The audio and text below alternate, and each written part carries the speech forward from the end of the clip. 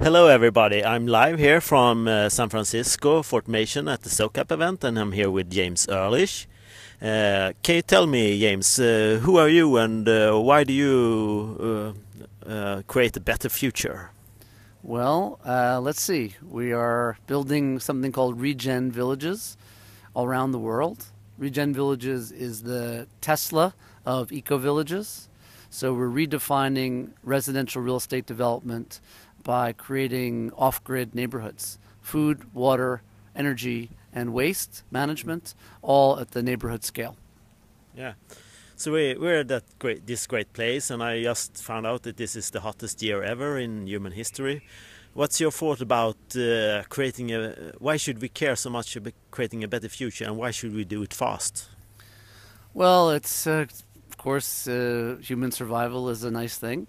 And the idea of wanting to build regenerative neighborhoods is that each one of those communities in itself, in the aggregate, creates public goodwill. It creates more abundant surplus than those families need in each community. And also they start to rebuild the ecosystems. So it's not just about sustainability. We missed that boat about 50 years ago. Now we're focusing on what's regenerative. So how can we actually create these systems that produce more food than people need at 100 homes at a time, more energy, more clean water, and take the waste streams and turn it into resources. And by doing that, we feel like we can slowly but surely create new economies and also mitigate some of the potential catastrophes that are going to probably hit some of the bigger megacities. Yeah, I think that's a really good. This is probably the best project I've come across that create this better future for us. So I'm really rooting for you and gonna cheer you on and spread your content and follow you every way in this. And Thank you. and we just done a talk in my podcast that will be published about 2 weeks ago in my Framtidspodden. And for now we're doing this Facebook Live interview. And why do you think? Why should so more people care? And and how much in a hurry are we? Well, the data that I've seen, I'm based at Stanford University, and the data that I've seen is pretty dire.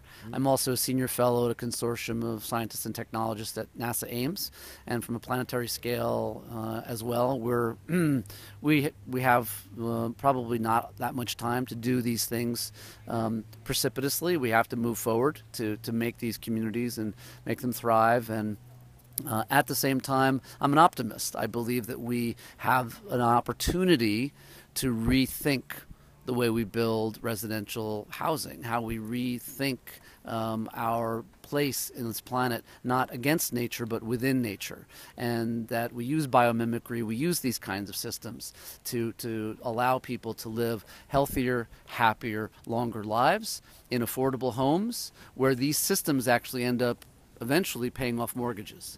Yeah. And then that starts to really shift, isn't it, the new economies and how people can live and feel safe and secure and comfortable. And then we spread that around the world to sub-Saharan Africa, rural India, ASEAN, where the billions of people are coming into the planet and also moving into the middle class. And that's something that we have to get right quickly, because if they want what we have here in the States and in Europe in terms of subdivisions of car culture, waste producing, energy sucking homes, the planet is not going to survive. So we want to get there first and show them, hey, this is the way the new wealthier folks are living in the Tesla of eco-villages. Yeah. And then it gets them excited and they want to live like that.